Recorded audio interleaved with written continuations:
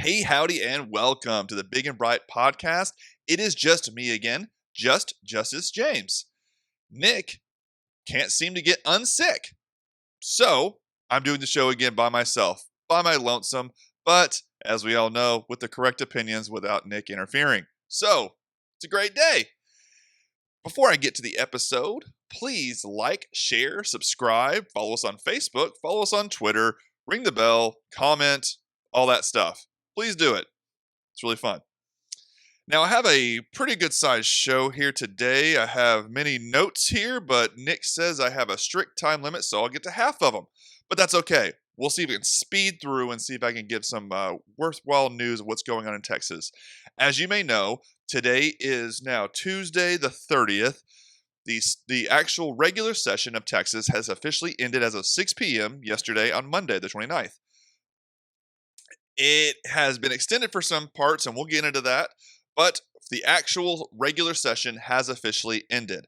With its ending, most of the bills that have been passed to the House and the Senate have been presented to Greg Abbott for his signature. Around 866 bills have been presented to Abbott for his signature. That's a lot, and I can't go through all of them, but I'm going to go through a few that did pass that kind of have made the news, and maybe you actually are wanting to know what has happened. So let's get straight to it. The big noteworthy bills. Senate Bill 14. We've spoken about that bill on this show. This prevents youths from getting puberty blockers and hormone therapy in the state for transgender transformations. Also prevents transgender surgeries for those transgender youth, as they keep talking about them as they exist on their own will. Anyways, that is now prevented in the state. I do think there are some holes in it that could be blocked up, but you got to start somewhere, and I'm very happy it has started. It's kind of sad that we have to put this as a law, but welcome to our day and age. It does also have a weaning off period for those who are on those hormones that are completely safe, so it shouldn't be any problem to wean off of them. But as we know, during the comment period, there was quite a bit of saying this was unsafe to wean off. Well, then what about the drug? But anyways, that has officially passed. Abbott has already shown intent that he will sign this bill, which is a great bill to sign, and to get Texas officially out of that game when it comes to kids. Next, House Bill 3. This dedicates new funding for school districts to improve physical barriers and for security measures. This will allow for security guard to be, I guess, contracted. I wanted to say purchased at first. You can't really buy a security officer, but to contract them, hire them, or it also allows for a teacher to take that position, and they believe to get like a stipend of $25,000 if they decide to undertake that position. But the main part is it requires a armed security guard to be on every school campus in every district, and improves safety technology for like locking doors, other things like that. And this is in response to the Uvalde, as we all know what happened there. I do find it to be pretty good, and I do like the stipend opportunity for a teacher who decides to undertake this measure themselves. It also requires teachers to be trained in mental health type procedures, to kind of give red flags or warning flags to maybe tell the school counselor, or to have someone else further look into something, which I think is great, because we all know and don't want to talk about a lot of these issues that have come with students who have done these horrible things to other students by shooting them up. Typically have something going off in their brain. I'm not saying they're mentally handicapped. I'm saying there's just something not firing correctly, and no one's bothered to double check on that. And eventually that leads to a reaction. And sadly, that reaction has become, most recently, gunfire. So I'm really hoping this actually does help. I think it's a good step forward. I think it's probably the best measure we can do besides take away all the guns, which is exactly what the other side wants. That's never going to happen. So let's live with the reality that we have, which is let's just secure what we know should be secured. Next bill would be House Bill 567, also known as the Crown Act. This bill will prohibit discrimination based on the texture of a person's hairstyle or hair products associated with race. I think this is fine. I really won't pretend to actually know what it feels like to have hair that's not flat. I always had it this way. I don't really understand. I get the annoyance. I have friends who have big hair or cornrows or something like that, and I get that they're annoyed sometimes and they kind of looked at funny. But I really just don't understand how this has been used as discrimination. It's proof of discrimination.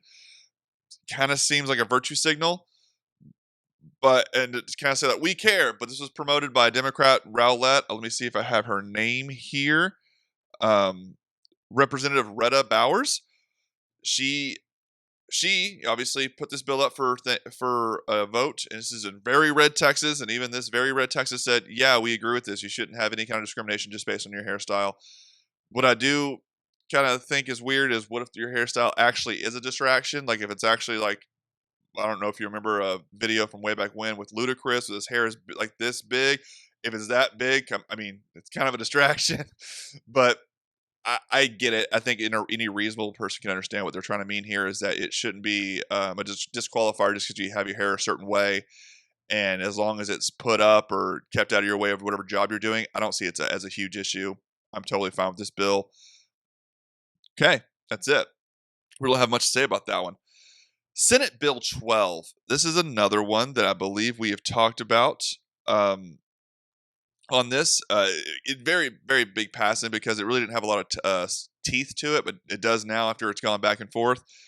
This would ban sexually oriented performances while children are present and creates a $10,000 fine for if a business is caught in violation.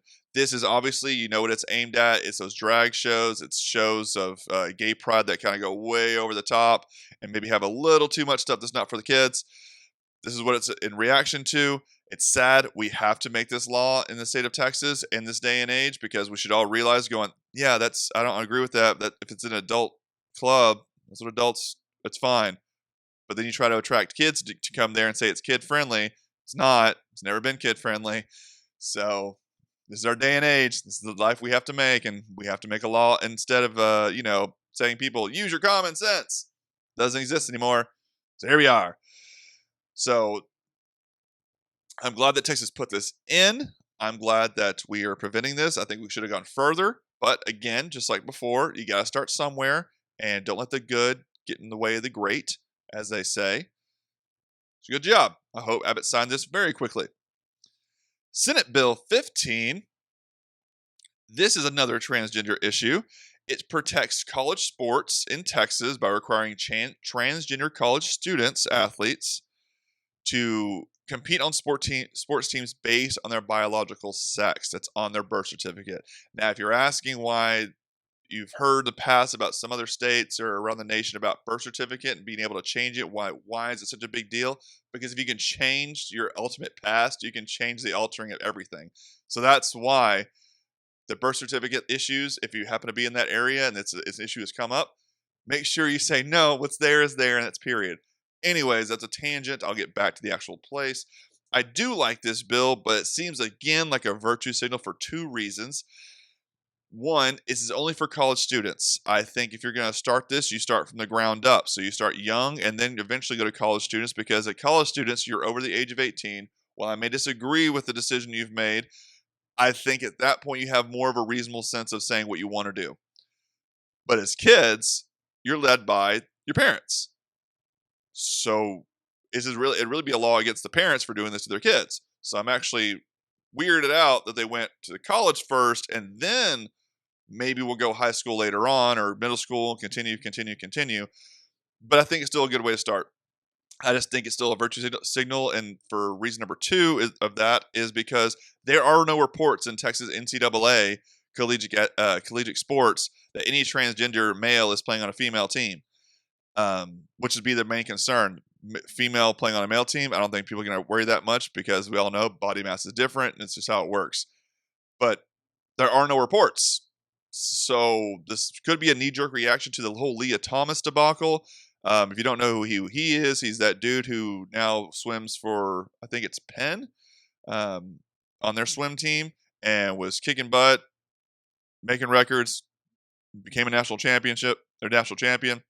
Yeah, that guy.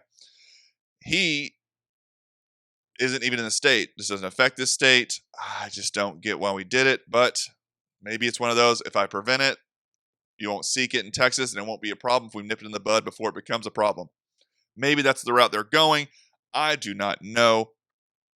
But that being said, there were some other bills that have passed that Nick and I may get into later. Again, 866 of them, so we can't talk about them all right now. But these are just a few of the large lists that are there that I wanted to talk about and just kind of brief, just giving updates. I know it's very overwhelming to say what exactly is on the list. Don't worry, I'll provide a link in the description. You can see a full list there. I just chose the ones that seemed more notable and ones we've actually talked about because the actual regular session has ended, so it's now all coming to roost. But that being said, while the session ended at 6 p.m. on the 29th of May, at 9 p.m., Governor Abbott issued a special session. Oh, special sessions. Here we go again. But apparently there wasn't enough bills that Governor Abbott said that were actually among his priorities that he listed out in the state of the state earlier this year. So we're going to do it again. This current special session will focus on property tax and human trafficking, which is mostly dealing with the border and border security. Governor Abbott has already admitted that the priorities he laid out in his state of a state, again, were not prioritized by the House. This is a direct quote by the House and the Senate. So this special session, as he stated, is one of many. How many? No clue. Well, I'll get into that. I support that he actually wants his conservative ideals and his conservative things, trying to be like a DeSantis and actually, being a conservative governor. But I do have some issues with this. And I do, again, support some special sessions and a few special sessions if, for instance, the Democrats decide to leave and go to D.C. with Miller Lite and prevent quorum, and then we come back after special session's done. Oh, shocker, shocker. Another special session has to happen because you avoided the first one. So I get when you have to do stuff like that.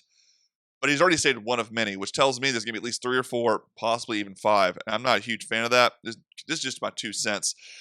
But it just seems a bit off to me because you already declare there will be many sessions before you even get to the first one. And you're doing it because you didn't get exactly what you wanted. Politics in theory is a process of persuasion. You have to persuade the other side in order to possibly get on your side. Maybe you have to make some conciliations to it. Maybe you have to just eventually say agree to disagree and realize what you have in your deck. And if you have enough in your deck to get the vote, great. If you don't, maybe you got to make some more concessions. It's just how it works. And you not getting exactly what you want and declaring special session just because you didn't get exactly what you want kind of seems like a king. Kind of seems like you're now starting to take this the theory of special session and doing whatever you want with it instead of doing it for actual needs of Texas. But for this first one, I'm totally fine because it's property taxes and human trafficking, 2 huge issues in Texas because we have a huge property tax problem that y'all just won't fix. And the second one is human trafficking because the Biden White House will just not fix that border and do anything about it. So we're having to take it into our own hands. So what does that mean? Well, we got to have laws around it because it's going to come up in court. They're going to gripe about it. So you might as well get on a united front and see how do we solve this from at least our issue. So I'm fine with that part. But again, this is just mere conjecture because I have no idea how many special sessions he's going to have. He's just the one who said there's possibly many. I don't like that because we meet once every 2 years for a reason. And so you can't start putting just makeshift laws as you go and do whatever you want. And then it just can get undone if a new person comes in. I don't like that. No, there's a reason why it works well in Texas. Whether you love it or hate it, you're living in Texas likely because most of the time the government leaves you the heck alone. That's the biggest promise that Texas can give you. More laws you put, more time you're in my face, and I don't want to see that, even if I like the laws. So we'll see how that turns out because we'll have to have at least a special session. That's no problem. But we're going to have a further special session because if you missed it, you've been under a rock. Our Attorney General Ken Paxton has been impeached by the House. A vote of 121-223 to impeach and suspend Mr. Paxton and to refer him to the Texas Senate for trial. There are about 20 different articles of impeachment they have laid against Mr. Paxton. I won't get into them right now. It's still very fresh, still very new. I'll provide a link in the description. You can read every single one of them. They're not that long. It's just kind of to do it at this point is kind of just annoying because it just began. But this is the first impeachment, if you do not know, since 1975 and the first Attorney General of Texas. So we made history. Yay. I don't know how else it's going to go. The 20 articles were presented after an investigative committee looked into Mr. Paxton and his tenure while in office. Based on that, they recommended, the House accepted, and then voted. Weirdly enough, all of Collin County voted to impeach him.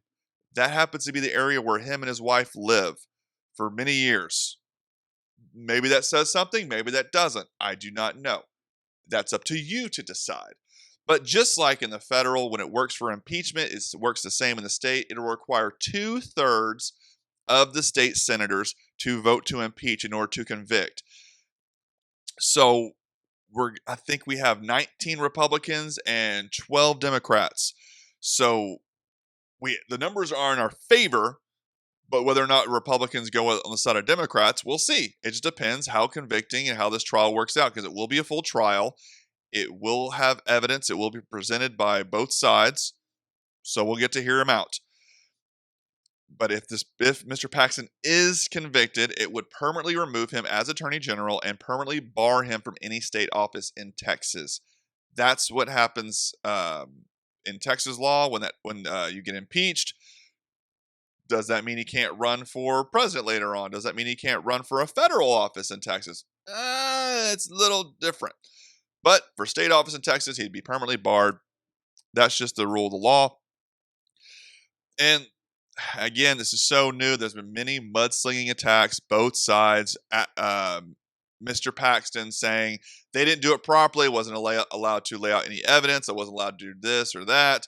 The other side saying it's obvious he's guilty, he's super corrupt. Why are we waiting for the Senate to make this? They should just do it now and vote to impeach and convict. It's just politics how it is right now. So I'm not really going to comment one way or the other. You can read about it. You can read the link in the article that I'm going to give you in the description. It's still very fresh, very new. But like I said, this will require the Texas Senate to actually hold a hearing and hear this all out. So there will be another session, but it'll be basically just for impeachment process. The Texas Senate has come out and said they will have a trial. Let's see if I actually have the date here. They will start no later than August 28th, 2023. So anytime before then. So the whole summer, they'll get to think about it. I don't know. Don't care. I just think that until it really starts, you really got nothing. So the more interesting part of the story, though, besides all that, is actually the senators. As I said, 2/3 of the Senate has to vote to impeach or vote to convict in order for that impeachment to stick. Well, one of those senators happens to be Miss Angela Paxton. You're thinking Paxton. Are they related? Well, they're married. So it's been reported that she should recuse herself because she would be a voting member in the jury. But there's no actual Texas law or nothing in statutes that say that she has to recuse herself just because she is married to the current person who is up for the impeachment trial. So maybe he at least knows he has one vote. Or depending on how the fight went the night before, if they had a fight, maybe he knows how the vote she's going to go. But I think she should stay in. And here's why. If the other side was in this predicament, if, for instance, Democrats, they would see no problem with it. They say, well, she's a sitting senator, and she has the right to make her voice heard, and she was chosen by the voters, so why should she shut her mouth up and shut her voters up? Well, I agree. Why should Miss Paxton shut her voters up and shut her vote up? No, she should be able to vote. And this is politics. This isn't for an actual criminal trial. He won't be going to jail for this. If he gets convicted, he likely will be looked in further for a likely criminal trial. But right now, it's a political trial. She should not step down. She should not remove herself from this trial. She should hear it out and make her vote. That's just kind of how I see it. And if it was a criminal trial, then maybe she should step back. But it's not. And I think we need to start using the will of politics. Conservatives have been way too lenient on a lot of different things, and you need to start using the will that's given to you. The usual remark is, well, if they had this gun, they would use it on us. They already do use it on us. So you might as well wield the actual figurative gun that you have and start wielding some political sway. That's just kind of how I see it. And I'm tired of this conciliatory conservatives. Start using it, start going. If it were me and I lived in an area where my representative actually voted to impeach, I may start looking into possibly primarying that person. However, there have been some, Briscoe Kane being one of them, a very conservative member of our House, that has stated, I did it just so I can hear the full investigative facts. I understand your point there. It's disappointing, but I understand your point there. So maybe that's exactly why they did it. Start researching it, start looking into it. Expect a fun trial. This will be a very fun trial to watch because every Democrat that's outside of Texas and in Texas hates Ken Paxton. Why? He sued Obama so many times. He has sued Biden so many times. So they hate him. He keeps being a thorn in the side. They want him to go away. Shut up. He hasn't gone away and he won't shut up. That's what I love about him. But anyways, even though times may be dark in this whole impeachment trial, just know that the stars at night are big and bright. We'll see you next week.